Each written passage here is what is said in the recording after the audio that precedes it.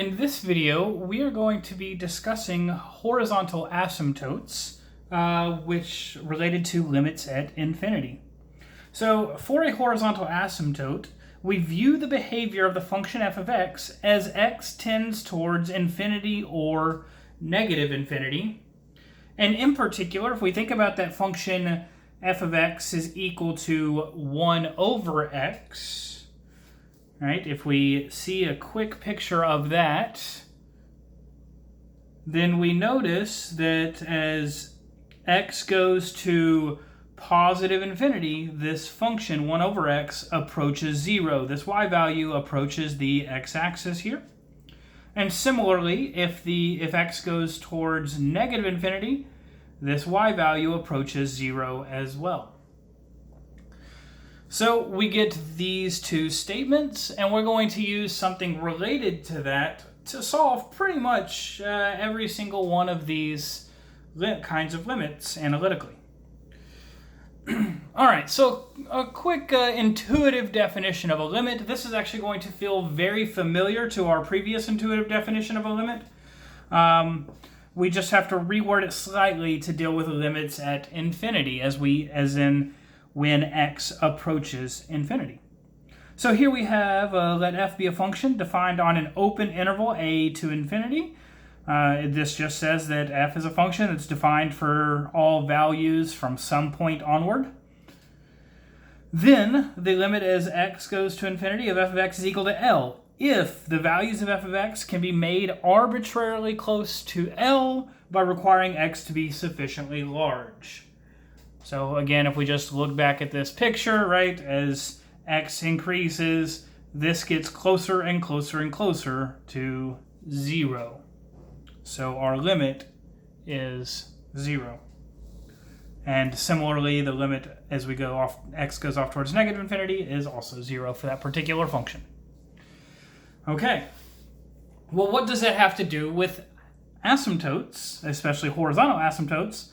Well, the line y equals L is called a horizontal asymptote of the curve y equal to f of x if either the limit as x approaches infinity of f of x is L, or the limit as x approaches negative infinity of f of x is L.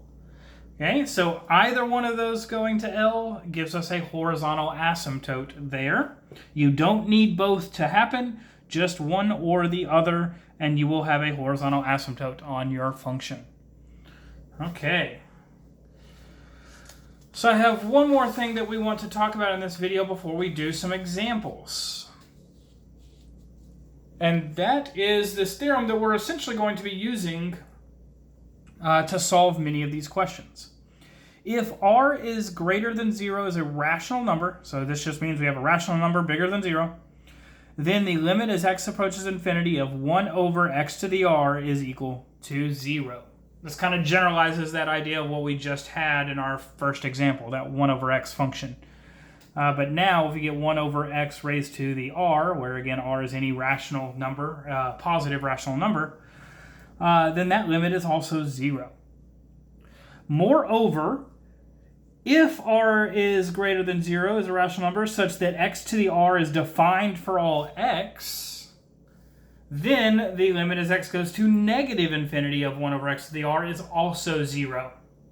Real quick statement why we need some extra information here, right? If r was a rational number with a even denominator, such as the square root or fourth root or so on, right? That means we're taking a square root of this x. And if we're going towards negative infinity, these x values are negative. We can't take square roots or fourth roots or any even number roots of a negative value without using complex numbers at least. And so we would have an issue here. So if we have this extra condition that this x to the r is defined for all x, then we know this limit goes to 0 as well. All right, let's see how we can use that to do this example. So we're going to find the limit as x goes to positive infinity of 3x squared minus 2x plus 1 over 2x cubed plus 3x. And here's how we do pretty much every single one of these examples and that is to divide by the highest power in the denominator. So really we want to multiply by 1 over x squared over 1 over x squared. So we can do this for a couple of reasons, right? This is 1 over x squared. X is going towards infinity, so it's not 0 itself. So we don't think of that as 0. So this is 1 over something that's really big, which is a positive value there. But it's a small positive value, but it is a positive value, so it's not 0. So this isn't 0 over 0 that we're multiplying by, so we're good. And also, each of these terms isn't 1 over 0 themselves, so we're allowed to multiply by this. And what do we get? Well, we get 3 minus 2 over x plus 1 over x squared. And then here we get 2 plus 3 over x. Sorry. This was supposed to be a cubed, because that's a cubed there. I said the lowest power, or the highest power in the denominator, and for some reason I wrote the wrong thing. So real quick, let's change that. This is 1 over x cubed over 1 over x cubed. So this becomes 3 over x. That is 2 over x squared, and this is 1 over x cubed. This is 2 plus 3 over x squared. Okay, there we go. Sorry about that. And now what do?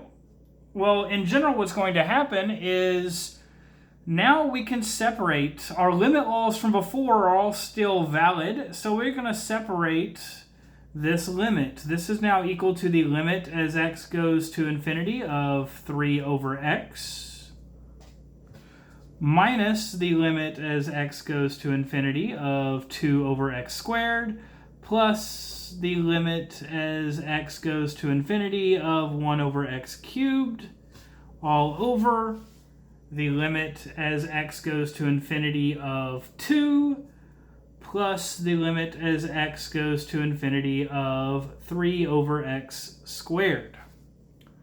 Well, by our previous statement, right, 1 over x to the r is going to go to 0 as x goes to infinity.